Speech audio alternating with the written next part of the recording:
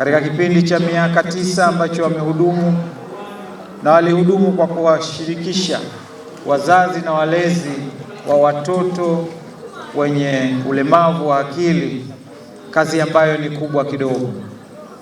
Ameeleza mzee mmoja hapa ushuhuda ambao ulikuwa unaeleza wazi ni kwa jinsi gani kuna changamoto katika kuwalea, kuwakuza, lakini pia kuwafundisha watoto wenye ulemavu wa akili. Na hili pia nilimsikia mwalimu mmoja ambaye ni mstaafu akieleza kwamba watoto hawa wenye ulemavu wa akili, uelewa wao upo zaidi kwenye vitendo kuliko kwenye nadharia, na kwa sababu kilicholemaa ni akili.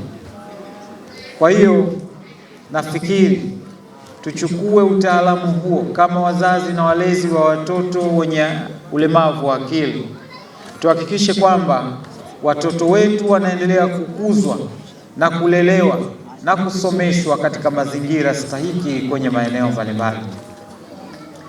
Vile vile tuipongeze serikali yetu ya Mapinduzi ya Zanzibar ya awamu ya 8 chini ya uongozi wa Dr. Hussein Ali Mwinyi, nayo imefanya kazi kubwa ya kuhakikisha kwamba inajenga skuli maalum kwa watu wenye ulemavu, na skuli hiyo kwa sasa ipo katika mkoa huu wa Kusini Unguja katika eneo la Jendele.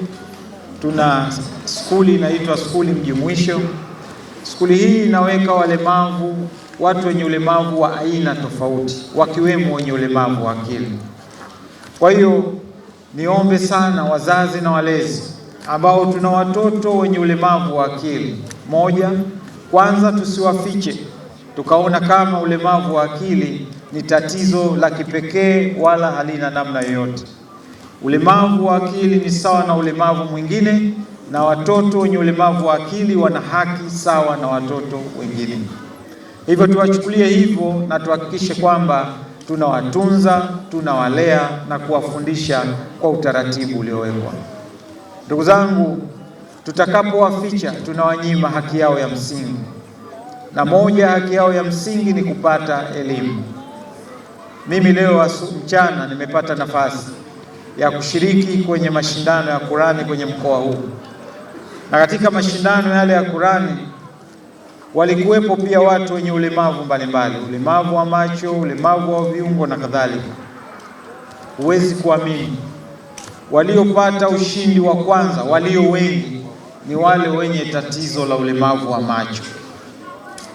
Sasa hii inaonyesha nini? Kama wazazi na walezi wao wangeliamua kuwaficha na kutokuwapa fursa ya kusoma watoto hao, leo hii kwanza wangeshindwa kuingia kwenye ushindani, lakini pili wangeshindwa kupata ushindi katika eneo hilo baada ya kupata fursa.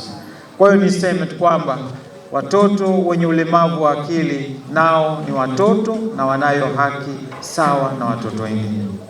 Lulu Foundation imeanzishwa rasmi mwaka 2017 na tumeanza kazi kuu ya taasisi ya Lulu Foundation ni kusaidia watoto wenye ulemavu wa akili katika maeneo mbalimbali, elimu, afya pamoja na michezo.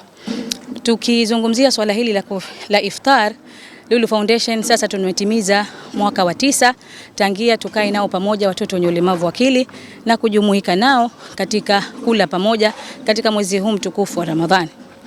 Takriban miaka 8 sasa taasisi hii ya Lulu Foundation imekuwa tunaftari mjini ambao ni mkoa wa Mjini, lakini kama tunavyojua taasisi hii haifanyi kazi mkoa wa Mjini tu peke yake, lakini taasisi hii inafanya kazi katika mikoa mbalimbali ya Unguja na Pemba. Miaka iliyopita tulikuwa tunajikita zaidi katika mkoa wa Mjini, lakini sasa kwa dhamira yetu ya pamoja, taasisi na uongozi wake wa Lulu Foundation tumeamua rasmi kuja huku leo kuftari na watoto wenye ulemavu wa akili katika mkoa wa Kusini. Lengo la shughuli hii si tu kukaa na kula nao pamoja, lakini kama tunavyofahamu fadhila katika mwezi huu mtukufu wa Ramadhani, lakini pia vile vile tunataka tuwaeleweshe jamii, serikali kwamba Lulu Foundation inawafikia watoto maeneo yote Unguja na Pemba. Na dhamira yetu si tu Zanzibar, lakini Mungu atakapotupa uwezo inshallah tutafika mpaka Pemba. Kwa hiyo leo tuna furaha kubwa sana kufika hapa. Kama tunavyoona ukumbi umejaa, viongozi wametuitikia, wananchi wametuitikia. Kwa kweli sisi na sisi kama viongozi wa Lulu Foundation tuna furaha kubwa sana kupata sapoti hii kubwa katika mkoa wa Kusini. Tunasema kwamba watoto wenye ulemavu wa akili ni watoto wetu, tuwashirikishe. Kwa upande wa mkoa wa Kusini, iftari hii ya watoto imejumuisha watoto 200. Na kabla ya iftari hii Lulu Foundation imeweza kugawa vyakula katika familia takriban familia 200. Tumeanza kugawa chakula katika tawi la Jang'ombe, Dole, Mahonda pamoja na Mwera. Kwa hiyo tunaona ni fahari kubwa, si tu kwamba tumekuja leo kukaa hapa kula pamoja, lakini tumeshaanza shughuli za ugawaji wa vyakula vikavu katika familia. Kama tunavyojua watoto hawa wanaishi katika mazingira magumu sana. Kwa hiyo tumeanza kugawa vyakula, lakini leo tunaadhimisha kula nao pamoja. Changamoto zipo kwa sababu watoto hawa mara nyingi wanafanywa kama vinyago. Kila mmoja anataka mchezeshe ngoma, anataka muimbishe, ushanifahamu.